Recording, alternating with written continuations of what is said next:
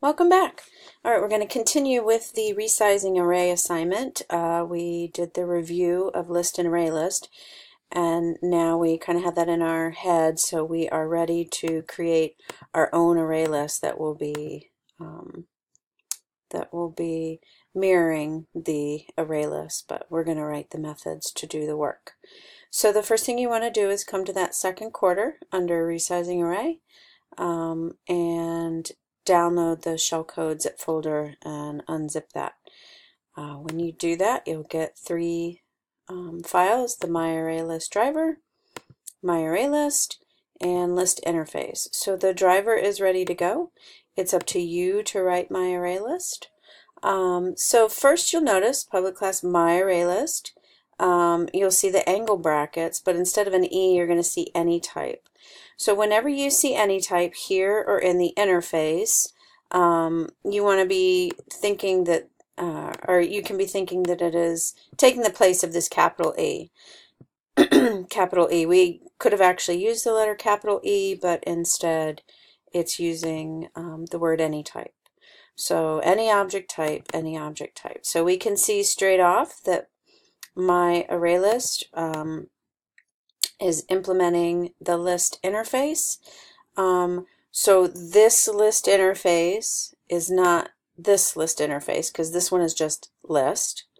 The one that you are implementing is the one you've downloaded with the zip folder. So we can go over and look at the list interface. We'll see that any type again as a placeholder for whatever object type this is going to be working with, and we see all the methods that we need to write.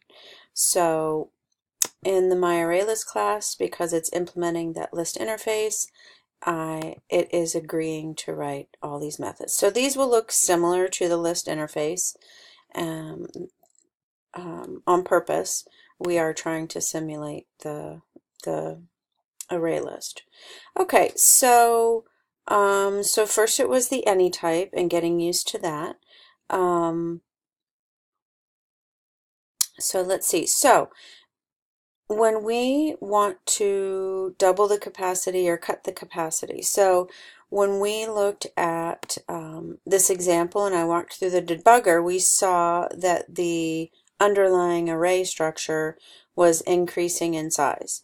So there's these two methods in here. They're private methods that you have to write that are used. One of them, double capacity, is to increase size. Now we saw in this example that the array list implementation didn't quite double the capacity every time, but that's what ours is going to do. So we're just going to double our capacity. So there's an explanation here. But basically, when this method gets called, it's going to double the size of the underlying array, which you can see being created here as a generic object type. So in here, you'd make an array based on the length of list. Right? You'd make it 2 times length or list length, and you need to manually copy items over somehow, and then the last step is to make sure this variable list, this one that has a long life, is set equal to this new list that you've made, and it's got all the old elements in it. Now for cut capacity, when we saw in the last video this example, we saw that as we went down and we deleted all the values from the array list, that it didn't actually shrink the underlying array structure.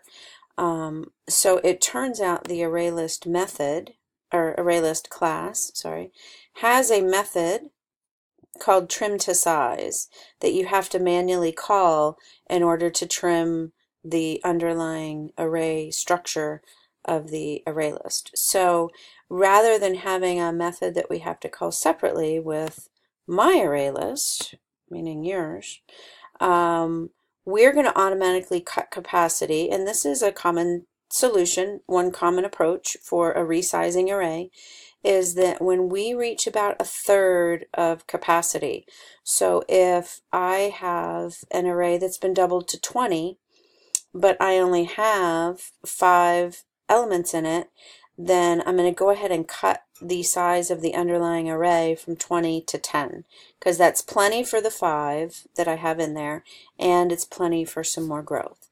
So we're going to have this cut capacity method that is designed to cut the length of this list in half. So you'll create a new one, half the length, you'll copy all the elements over into it, and then you want to make sure this one is pointing to that new one before you leave. Now, one caveat that is not in this comment is that we don't want to reduce it less than 10, right? If I only have 1 or 2 elements, I don't want to cut it to 5, I don't want to cut it to 3. So we don't want to cut, 10 is plenty. So 10 should be the smallest length of list ever. So presumably list can double and then double in size again, but it will never get smaller than 10. So also in here, for what's already given to you in the shellcode for MyArrayList, is the toString method. So recall that when we print an array list, simply printing the array list, it had a toString, so we got this nice formatting where the brackets and the elements are separated by commas. So it is your job to write the code to make that happen. And you want to make sure that as you're adding commas, you don't add an extra comma here, right? So that would be incorrect. So we want commas separating those elements. So you're going to write the toString as well.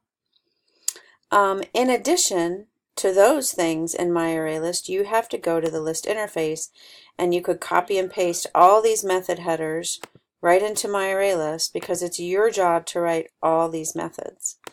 So the constructor's been done for you, but you need to copy all these methods in and write them as well. Now, the double capacity and cut capacity, they're not hard, but they're some of the harder methods you have to write. And the toString, I would even say, of the ones given in this lab, are a little bit more difficult to write.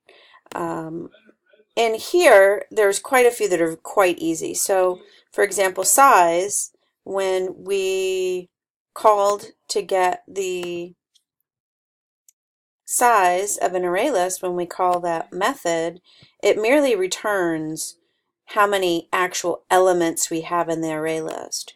So notice that I'm back here in MyArrayList, that there's this integer that's keeping track of how many elements are actually in the list, right? So when I first create the array list, I have 10 boxes, but this is set to 0 because I haven't put anything in the array list. So as we call the add, that num elements needs to be increasing. But some of the easiest methods here to write, size is merely going to return that num elements integer value.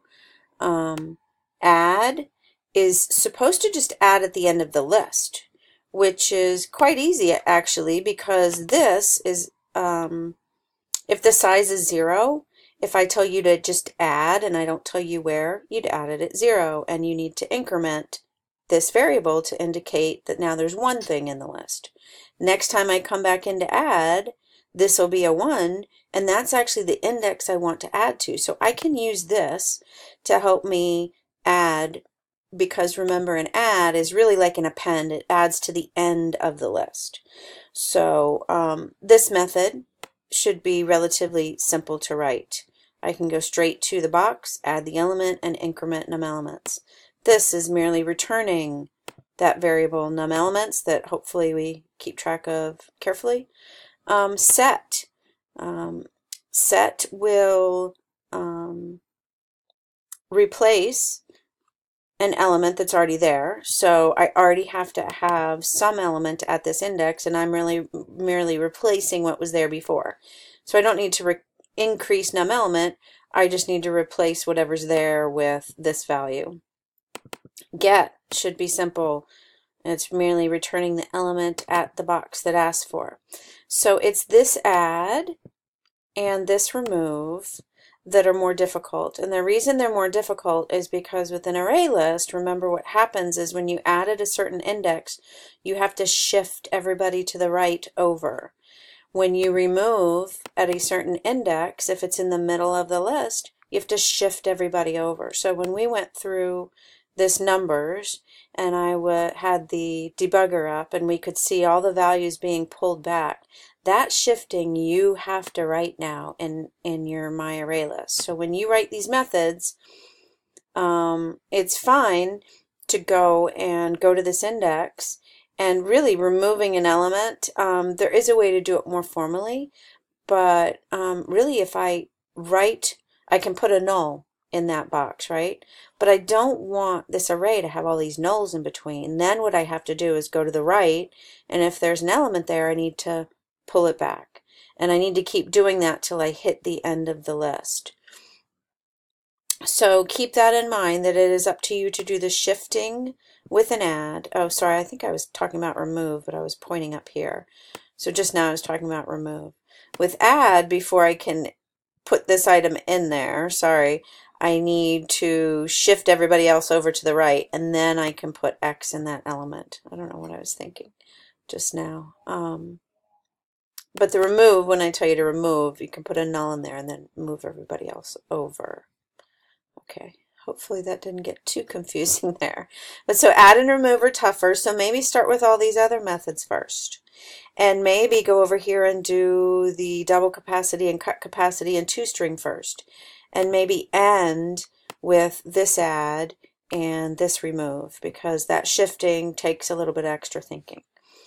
Now, additional things to think about is when you add to a list, somewhere when you're adding an element, it's up for you to decide when, you need to be checking to see if you need to double capacity. So if you've reached capacity, at some point you need to double your size. Similarly, when you are removing items, after you remove an item, you want to be checking that num elements that you need to manually decrease, this guy, because he's keeping track of how many elements. So if you've removed someone, you need to decrement that num elements.